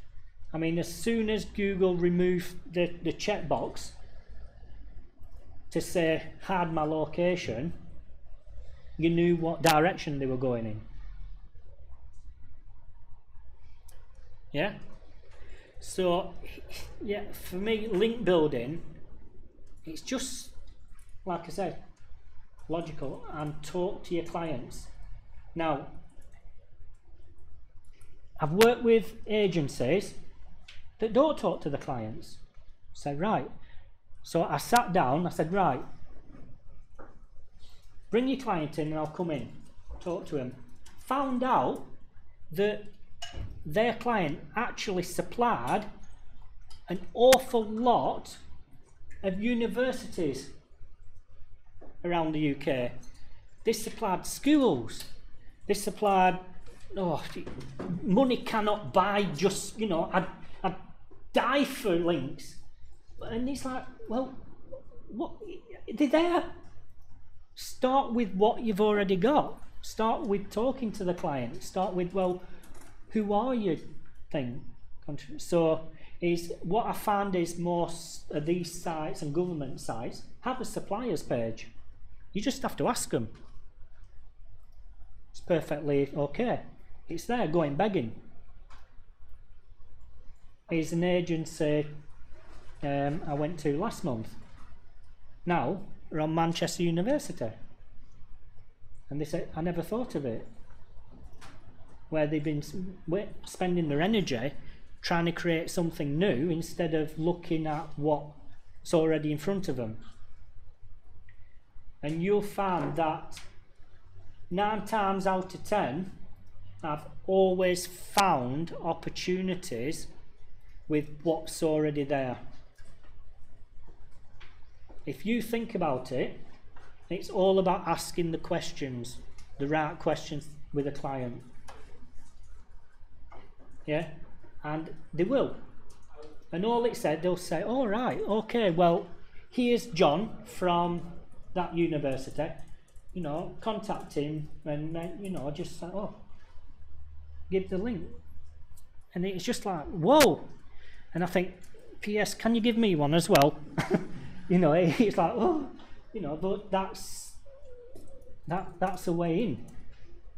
And that's where to start when you're working with a client on minimal budget. They will always have opportunities to tap into if you talk to them and ask the right questions. Always, I found. I've never come across one yet that doesn't, because they know the industry inside out. They've already, a lot of time, the connections that you are trying to build up, they'll already have that connection. They'll know who these people are. Look at the suppliers. Who are their suppliers? Who do they supply? Everything. Look at the whole factor, and you'll be surprised suddenly. You'll be very soon outranking all your competitors with a lot less effort going through. Now, how many of you has tapped into the client's relationship with their customers and their suppliers?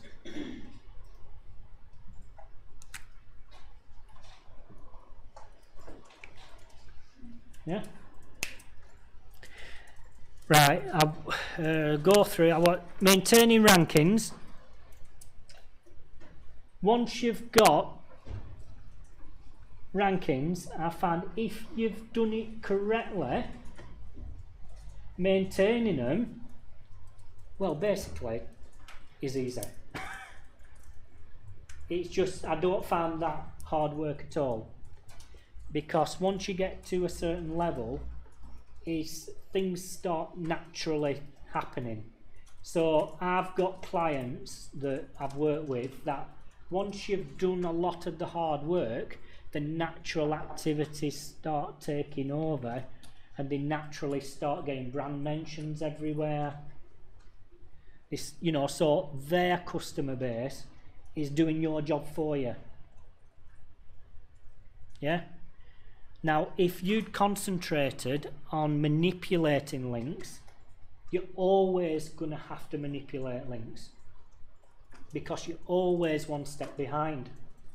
But if you go on the brand and business development route, the organic growth will start naturally happening.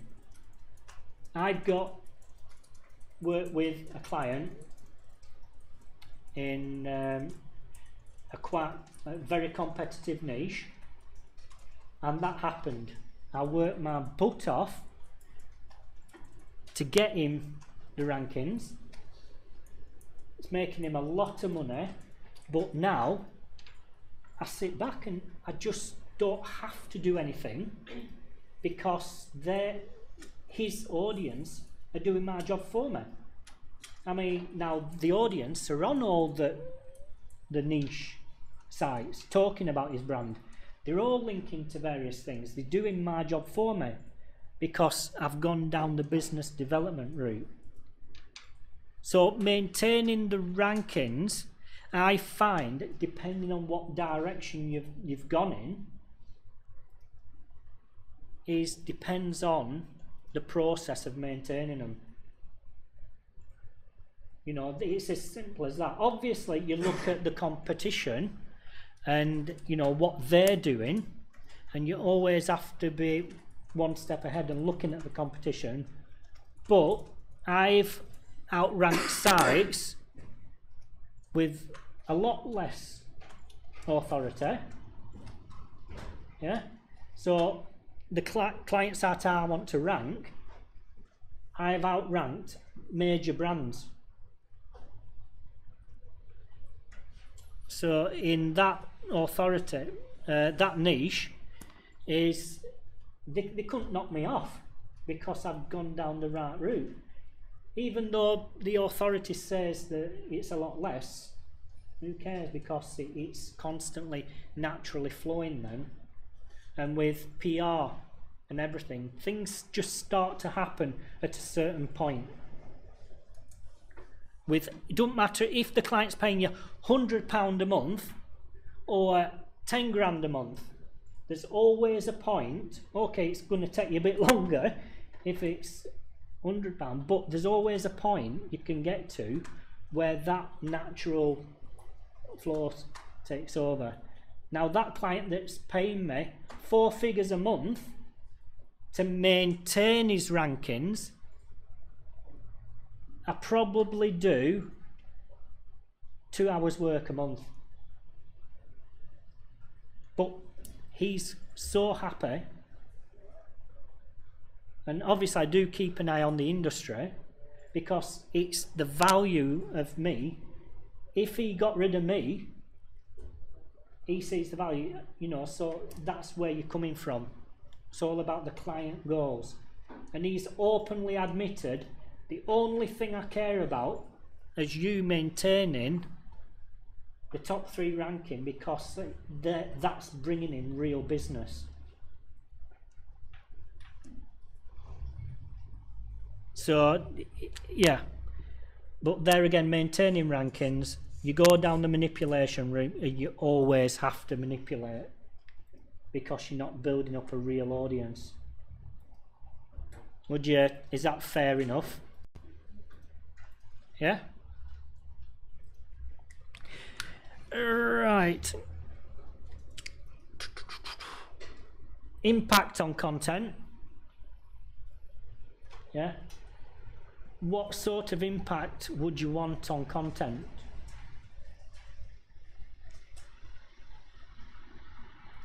What impact? Who mentioned the impact on content?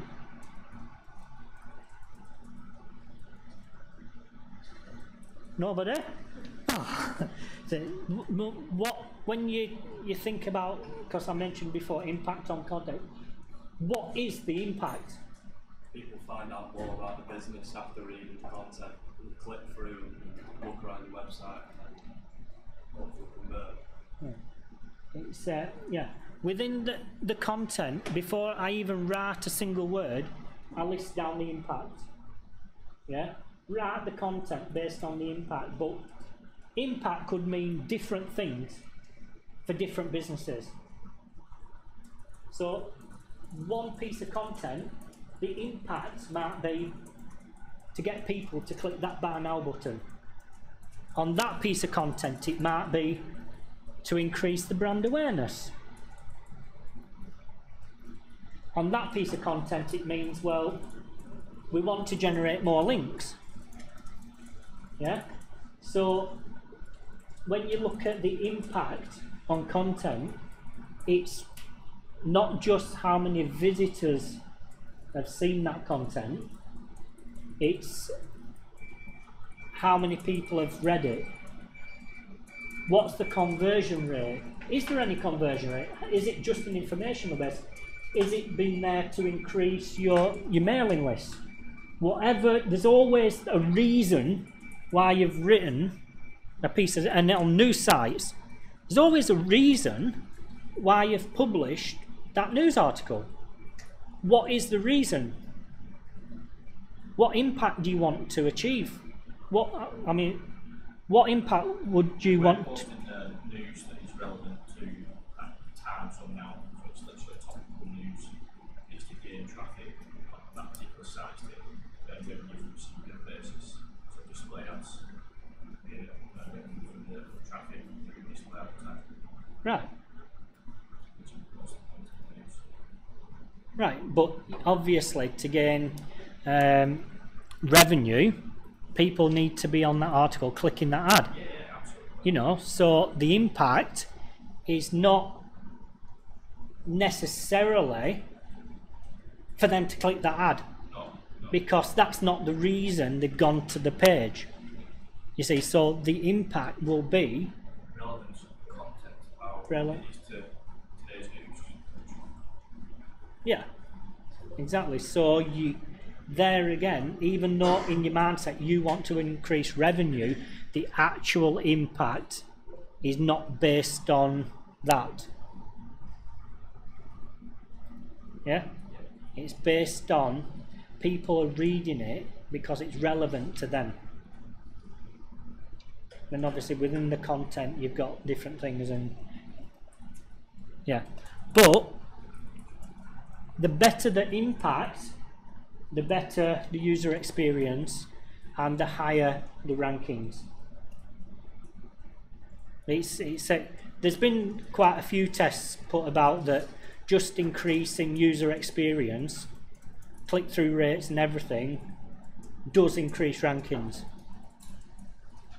It's a, you know, it's a fact. And if you've done your keyword research properly, then, you know, and you've thought about the customer and the user, then it all flows naturally together. Hopefully.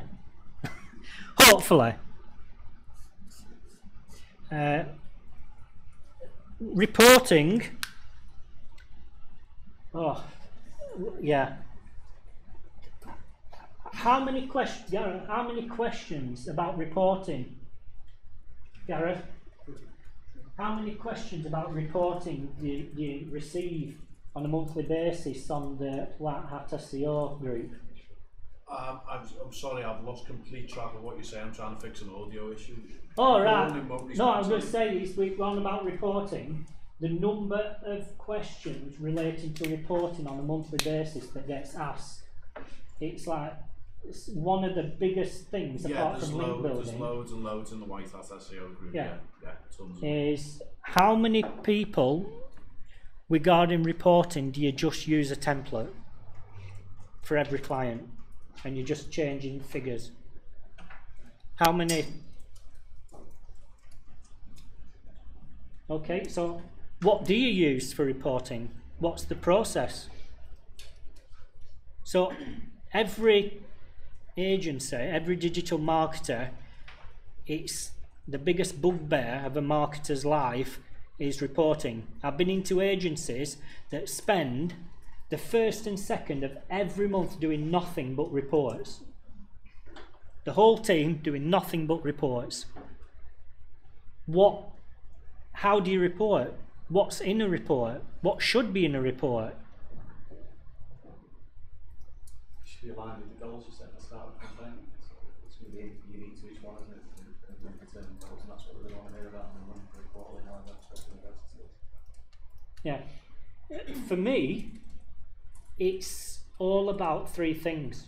A report that all clients want to know is, one, what's my money been spent on? Yeah, because you're thinking, you're not talking to a marketer, you're talking to the business owner, and then usually their number one goal is, they're contacting a marketing agency to increase revenue. Yeah? What have you actually done for my money over the past month? What is it you've done? Yeah? So number one in the report is to list down the activities you've done. Number two, what impact has that work you've done had? And I'm not afraid of showing negative impacts in a report, as long as you've got a solution in place. Yeah? And three, what's the bullet point? What are you gonna do? You know, so if there's negativity, what are you going to do to solve it? What's the solutions? How are we going to move forward from here? Now, I find keeping reports simple as possible to that format gets me paid. As an agency, is that one of the biggest problems with getting paid is they don't understand what you've done. What's my money been spent on? You know, the phone hasn't rung. What's happened? So it's about the customer.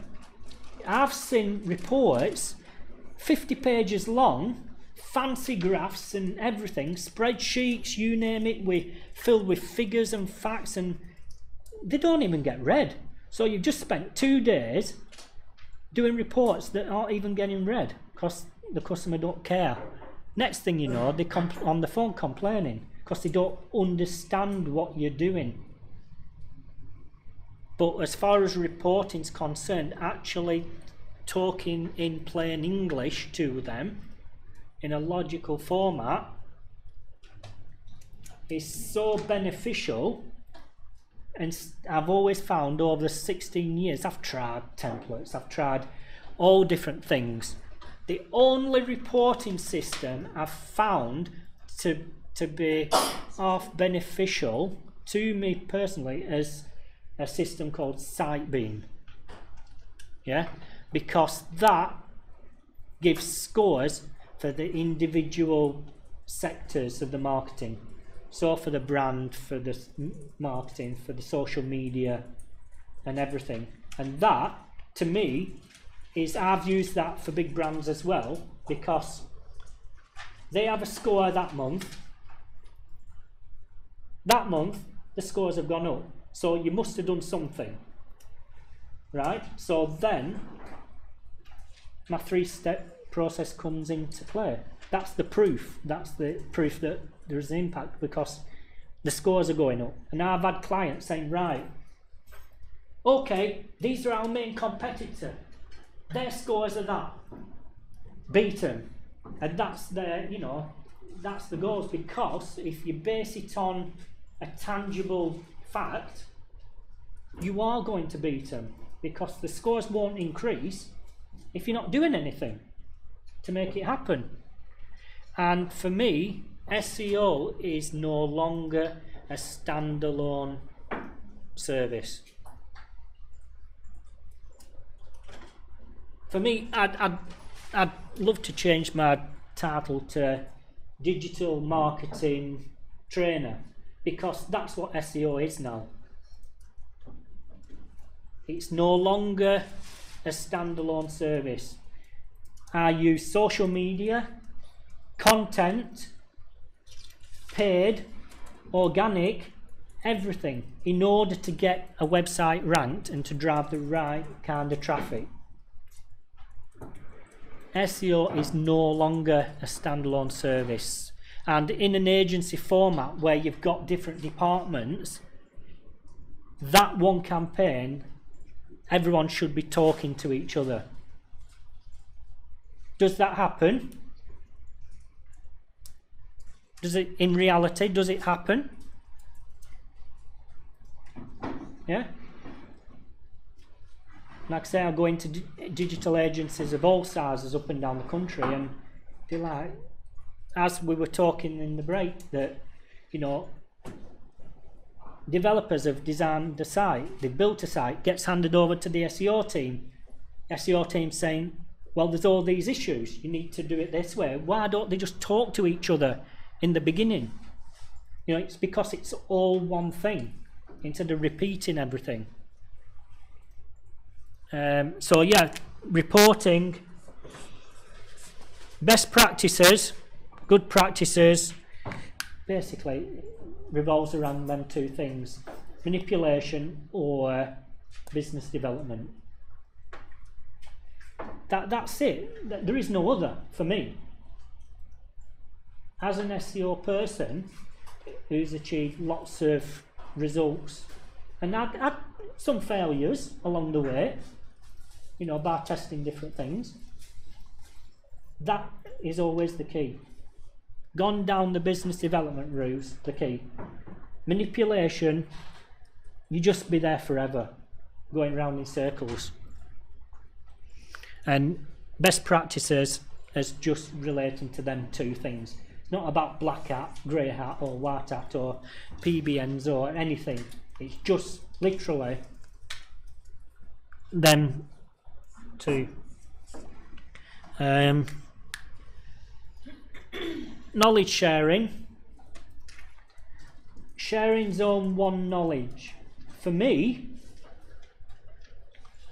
as a person that gets paid for his knowledge, if I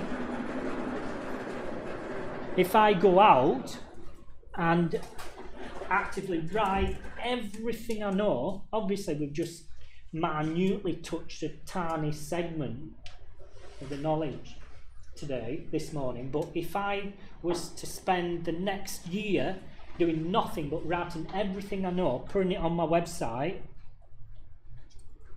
would that help me or deter me getting training gigs? Why would somebody pay me for my knowledge that I've already given away for free? On the other side of the coin, if you're a service-based industry, there is many people that even if you tell them what to do, they just won't have the resources to do it, or they don't want to do it, or for whatever reason they'll come to you because they know you know what you're talking about. Now with knowledge sharing, that's different. Now for me, I do write, but there's so many different types of knowledge and scenarios and content you can write about. For me, it's experiences. The best pieces of content for me, and I've gained links to, is been based on experiences. Like that guy that rung me up wanted me to risk his whole business. I went home and I thought, I couldn't believe it. I started writing a tweet and I think, oh, I can't fit this into, and I started writing it down, and next thing I'd created this blog post, put it on LinkedIn, and I had so much reaction from it, and that actually generated me new writing gigs and new customers based on experience. And even the blog post I wrote about, if you want my knowledge, pay for it. What am I doing? I'm telling people, if they want my knowledge, pay for it. Within the article I said, as an SEO trainer, I don't want to give my knowledge away for free. People knew about it. Then I got asked to contribute on certain sites, and then I got training gigs because I've told people that, well, that's what you have to do. And now I get people approaching me saying, okay Mark, I need to know this, can I pay for your time? Brilliant, because I have to feed my kids. You know, end of the day, that's my priority, is feeding the kids and making sure the wife don't spend all my money. Apart from them two scenarios, is that's the objectives. But now people understand that. Yeah.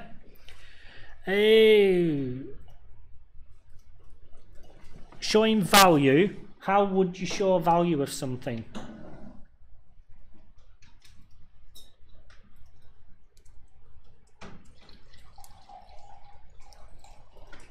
Yeah? What? Content people. Social media. Everyone. The whole purpose of marketing is building trust and showing the value. So within the content, within the post you're putting out, how do you actually show the value of something? Seems quite often that it's always ROI. That's a big thing in terms of value. So how is that measured? So I suppose in terms of whatever the cost of your output is, in terms of how many new clients But you get back. what's the actual value to the customer, not from the customer? from the user. So obviously, as a marketer, you're working with X brand. It's not the value to that brand, it's the value to their customers. It's like, I suppose it's what you can do for them, what you can teach them, isn't it? I suppose like the knowledge that you can share with them from the content that you've created or the social media posts that you put out. It's, you know, it's so that at the end of once they've written read what you've written, they don't feel like they've wasted their time, I suppose. And then they know that you kind of have a service that they want to invest their money in, I suppose. Yeah. So say for instance there's a fashion site and don't know much about red dresses, but let's just say a red dress, right, that you've seen some celebrity wear. It's on that site over there and it's on that site over here. From the user's perspective, how would you show the value of yours buy from me instead of them over there? Testimonials. Yeah, product reviews. Product reviews. Conversion rates. Yeah. Shares. So with e-commerce sites, why would anybody buy from your site when it's probably going to be available on Amazon, like most things are? Why? Trust signals. Make it easy for them to go on Amazon. Good UX. Yeah. What the value to that customer to coming from you, especially when Amazon are saying, you know, within 2 hours you can have your thing. Why would you wait 2 days to buy the same thing? What is the value of what will make them buy from you instead? Yeah. So building a trust up, building the trust up with the brand. But what I found, it's more of the personal service. It's building a community, which we Yeah. get with Amazon. Yeah, Amazon, it's just, that's it, buy it, and we'll just try and sell you these other stuff that we think you want. You know, being forced upon you, obviously it works because they're the number one. But is if you build the trust up with the audience on the e-commerce sites, is because when you're running SEO campaigns and brand awareness and marketing based on a brochure type website rather than an e-commerce type website, there's a whole new scenario when you're thinking about things. And it all goes in to what I call the keyword research in the sales funnel. As long as the right keyword is in the right order of the sales funnel, then it's sorted. Yeah, you will get good, because if you think people are in a mindset, right, okay, I've done all the research and this is the red dress I want to buy. Go online, oh look, they've got it, boom.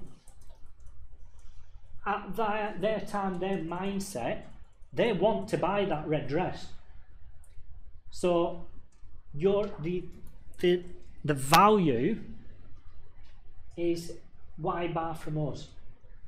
Why us, like trust aspects, reviews, the content on the page, make sure it relates to them in their mindset rather than you know, writing content just to give them the information they've already researched. Yeah, we've sort of gone through most things. It's nearly lunchtime. Is there any questions you want to ask? Mark, I've got a really quick question. Yes. It's about single page websites. Okay. So I've got 2 websites for Yeah. my services. One's a single page and one isn't, although I'm building it at the moment. And I went for single page because I just really want to put a simple message across. But now I'm thinking, have I actually messed up there? Should I actually put more content in there? Well, It's got a social, it's going to have a social media feed in as well, so it's getting regular updates from that. But I'm obviously not updating content in. well, basically, it's a URL. Yeah. One URL.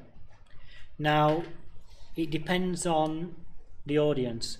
If you want to attract a tiny niche, a one page is fine, because as long as you relate that one tiny niche to the page.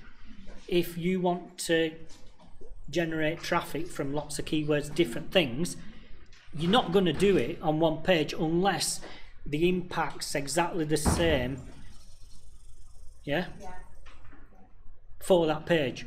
So for instance, sofas in Preston, Preston sofas, that kind of scenario, that one page works for that. But if you want to go luxury sofas in Preston, well, if that page is not 100% related to luxury, but you sell lower end and luxury, then it's not going to work. So by creating a single page, you're very limited to the growth potential. Yeah, because as we said, there's no links for them to follow internally. Any other questions before I wrap the morning session up? Obviously this afternoon is very hands-on with live case studies and everything, so you'll get to use internally. But this morning, for me, it's more about changing the mindset of thinking behind SEO, because obviously you're all marketers, most in this room, so I didn't want to start from the bare basics. And hopefully you've learnt something, or at least got something to think about from the morning session. And thanks for turning up. And I'm sure this afternoon, you know, what you've actually turned up to see will be amazing. And that's me. Thank you.